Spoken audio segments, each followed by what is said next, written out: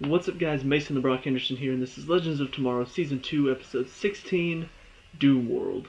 Just by that title alone, I got really excited for this episode. But, I mean, ultimately, this episode is kind of the perfect example of why this show works so well. And it's because, I mean, you look at some of the problems with this episode, you look at some of the issues that I have with it, and even despite some of these issues, I still look at this as just like, it's a good episode. It's still really fun. It's really enjoyable. So, let's talk about some of those issues. First of all, let's just talk about the fact that, I mean, think about this concept. They've used the Spear of Destiny to alter reality. So change reality completely. And yet, for some reason, decide to keep the League, or the Legends alive. For some reason. And even, like, they're commenting about it. Like, why would you even leave them alive? I mean, why take the chance? Because without that, we wouldn't have a show anymore. The Legion would win, and that would be it. And so, I mean, you really think about that, and you think about the fact that somehow Nate can sense these scars on reality that, oh, I sense something is wrong, something's been altered with it. And then on top of that, when Mick saves him and they find Ray, he's somehow invented a gun that can bring back their memories from the other reality. That's just really dumb when you think about it. And then on top of that, there's so many moments where it should just be, they're done, they're dead. You know, it should be over. But they monologue. They monologue through it. I mean, there's even the scene where Damien got Sarah with his magic, and he's monologuing, and you got Malcolm going, "What are you doing? Are you monologuing right now? Come on, dude." And sure enough, it gives Sarah the time. He's like, "Amaya, if you have this." And so Sarah pulls out the gun, gives her back her memory, and then they fight him off and escape. So many moments like that where it just feels like this show should be over. But because they want to make it to where the good guys are going to win in the end, they have these moments where you just kind of have to suspend your disbelief and say, okay, so obviously this is a really dumb decision on the bad guy's part. But I understand why. I understand that if the bad guys all made smart decisions, I mean, no movie, no TV show would ever really end with the good guys winning if all the bad guys like were really smart. You know, if they really wanted to, I guess, I don't know, like if they wanted to make sure that the good guys had no chance of winning whatsoever, there's so many things that they could do differently that would easily help them win. But they have to make mistakes, or else the good guys would never win. So you have to kind of go in with that mindset. The rest of it, though, is a lot of fun. It's fun seeing a lot of the changes to reality. Like, starting off the episode, you see Amaya and Sarah chasing down somebody, and all of a sudden they bring her in, and it's Felicity. And she's got the black hair, she's got like a mask, and apparently she's a vigilante in this reality. But they bring her in, and Damien's just like, you know, "I'm sick and tired of you vigilantes." Goes up, or has Sarah break her neck, and she's just dead. And so there are a few moments like that where they're killing off characters that we know, and it's just like, oh no, that's not good. He goes to his trophy case, and it's got like the Flash's mask, it's got Green Arrow's Wild Dogs. So all of those little masks in there, you're just like, all of the heroes are dead, except for the Legends, because that's the name of the show. So, but as they're going along, you know, we're seeing each of the Legends in their different jobs and what they're experiencing now, what the reality is now. And like I said, Nate's the only one. Well, they all sense kind of something wrong with the reality, but Nate's the only one that really, I guess, understands it. And so when he's talking to Mick, and he unfortunately goes to Eobard about it, and so Eobard has Mick and Snart take him out to kill him, but Mick, like I said in the last episode, I figured it was kind of going to be his story. That's what it turns out to be. Like, there's this moment where he kind of realizes this isn't what he wants. You know, he thought it was just going to be him and Snart like the old days, doing what they used to do. But Snart has bigger plans than that. Bigger plans than just going and robbing and, you know, looking for the thrill of it. And so Mick isn't happy with Eobard, isn't happy with this new reality. So he wants back what they had before, pretty much. So he knocks out Snart and then takes Nate. They go to Ray's house. Like I said, Ray has the gun that helps bring the memory back. Sarah and Maya show up, so they give Sarah her memory back. Sarah sneaks in, gives Maya her memory back. And so that's how it goes from there. They give Jax his memory back.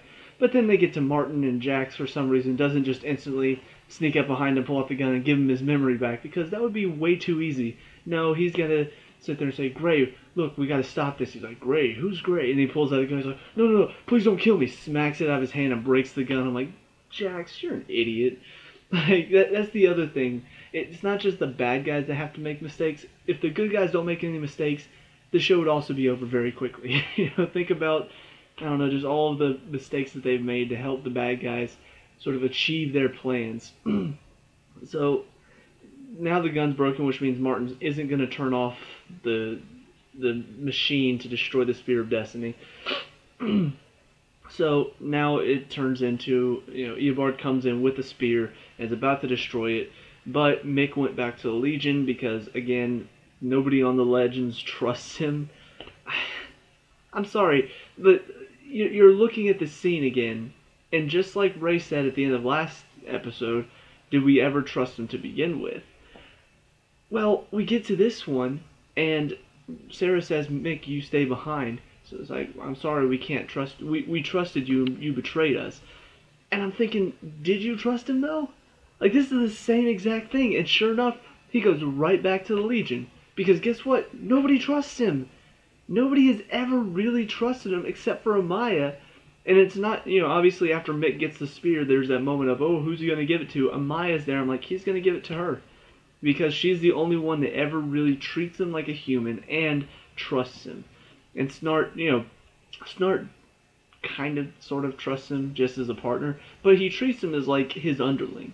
And that's, he's like, just be a good boy, give me back the spear. He's just like a dog, right? And that's why he gives the spear to Amaya. But I don't know, just that thought of Sarah again saying, we can't trust you, we trusted you and you betrayed us. No, you didn't trust him. And that's why he betrayed you, because you didn't trust him. So, I don't know, just that scene kind of pissed me off a little bit. And that's the only one that really I had a serious issue with in this entire episode is, I don't know, it feels like maybe they had learned something at the end of last episode. And then here they are again, making the same exact mistake. But Mick and the other three members of the Legion, aside from Thawne, show up, knock the spear out of his hand, knock him out. And so now it becomes like a little bit of a go after this spear type thing. So they're trying to get it back. Eventually, like I said, lands at Mick's feet. It's Amaya and Snart trying to convince him to give them the spear. He goes with Amaya because Snart treats him like a dog. So she starts reading the incantation, and all of a sudden you hear the freeze gun sound, and it freezes her completely. I'm just like, oh. Well, I was sitting here thinking, why doesn't somebody stop her from reading the incantation? But I didn't think they would actually do it. But yeah, Snart freezes her, and then makes a funny but really kind of terrible pun. I'm sorry, Mick. I know you loved her to pieces. Knocks, and then she just falls apart. And of course, Nate is just like heartbroken at this point because now she's gone. But yeah, I don't know, of all of the main characters, of course, Amaya is the new one. So to kill her off is not like, oh, that's a big deal. But at the same time, she is not from their time, which means killing her off may take away the Vixen in our time. But then again, if they get the Spear of Destiny back, they could just bring her back to life. So it's not, that's kind of the thought process. When they killed off Felicity, same thought. But they'll get the spear back, so they'll be able to write Felicity back into reality. Same for Amaya. I'm thinking, yeah, she just died, and yeah, that sucks to watch her die like that. But at the same time, you could bring her back with the Spear of Destiny. So it's not, all is not lost. But ultimately, that leads to, Eobard gets the spear back because they were taking way too long talking about everything. They let him return to consciousness. He grabs it, tosses it into the whatever thing that was in there, and ultimately it blows up and is destroyed. So I honestly wondered what was going to happen, like if they were actually going to be able to destroy the spear. So the fact that he was able to, I don't know, I thought it was gonna do something else aside from just, oh, it's done, it's gone. I was wondering if maybe the explosion of power from the spear would create some sort of, I don't know, time something that they would have to deal with in the final episode. But no, it's destroyed, and ultimately they decide, oh well, let's just take the time ship and go back to right before the Legion got the spear, which I find kind of interesting because I don't know, like, how does time work in that instance? You know what?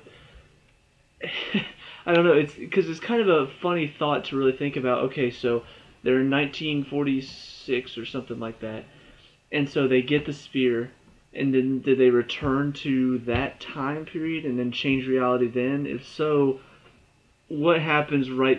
What happens right here? You know, in the moment right before reality shifted, and then this. What happened there? You know, does all of reality shift, or is it just from this point where reality shifted on is different? I don't know if we'll get that answer, but it's something that I was thinking about, like, that could be interesting. So, anyway, it's definitely a good setup for the final episode to, you know, now they have to return to a time where they were already there. They are changing something that has already happened. So I don't know. It's going to be interesting to see what sort of paradoxes this creates. What could this do to the timeline? Is this going to have some sort of residual effect that will lead into season 3? I'm hoping that they do something really interesting and leave us with a kick-ass finale. But all in all, I mean, I'm looking forward to seeing what they're going to do. They really got a good setup, and like I said, this show is just a lot of fun. Even with the mistakes, even with some of the decisions that some of them piss me off, some of them make me have to turn on my stupid brain to kind of look past it. But all in all, it's just really fun and enjoyable show. You know, with those mistakes, it's still got so much good stuff in it that I can look past that and say, okay, yeah, that was dumb, but look at how awesome some of this stuff is. Look at how awesome some of the decisions were. And that's ultimately the biggest difference between this show and a show like Supergirl, where they make a lot of stupid decisions and then they don't really have anything good to cover that up. And so it's like, well, all I see are the bad decisions because I don't have anything good to focus on. This show has a lot of good stuff to focus on with some mistakes thrown in. So it's easier for me to overlook those mistakes when I have such good things to look at. So all in all, I'm looking forward to see what they're going to do. I was thinking there's one other thing to talk about. Oh, right. Rip Hunter's story. Because, I don't know, his story was just it was just a couple scenes to set up for, I guess, the finale. But we see him, like, in the ship, and he's talking to Gideon, but he's making cakes. I'm like, wait, so what is this? But Gideon's like, Captain, don't we need to send out a distress signal? And he's like, what does it matter? The legends are not who they are anymore. Reality's been altered. And so whenever he said that, I'm like, oh, so Rip knows that reality is altered. So that's interesting. Where is he? Is he going to be able to come and help them? Well, as the show goes on, you start to see that there's not enough power, and he's just kind of lost all hope, but Gideon gives him the hope again, which I still want to find out what Gideon is, because I still think she's much more than just an AI, just based on kind of the relationship she and Hunter have. And so it ends with they get the power back on, and he's about to send out a distress signal. Camera pulls back, and he's a tiny little ship on Thawne's desk in Star Labs. I want to go back and rewatch some of the scenes inside the Star Labs and see if it was there the whole time and I just completely missed it. Because it would be easy to miss something just on the desk. So I want to go back and see if if they kept that there. If they were just like, ooh, let's throw this on the desk and see if anybody notices before the end of the episode. I don't know. Maybe they shot it to where it was never focused on the desk at Star Labs, so you can never really see it. But I don't know. It's one of those things where I want to see if they kept the consistency there. But all in all, I'm looking forward to see what they're going to do. Probably going to succeed somehow, but I don't know. It's the how are they going to succeed that gets me excited. So I'm looking forward to it. Let me know what you guys are thinking. Let me know down in the comments below. What did you like and dislike about this episode? What do you think is going to happen? Let me know. We can talk about and discuss all that good stuff. Leave a like and subscribe for future Legends of Tomorrow, and I'll see you at the next one. Peace out.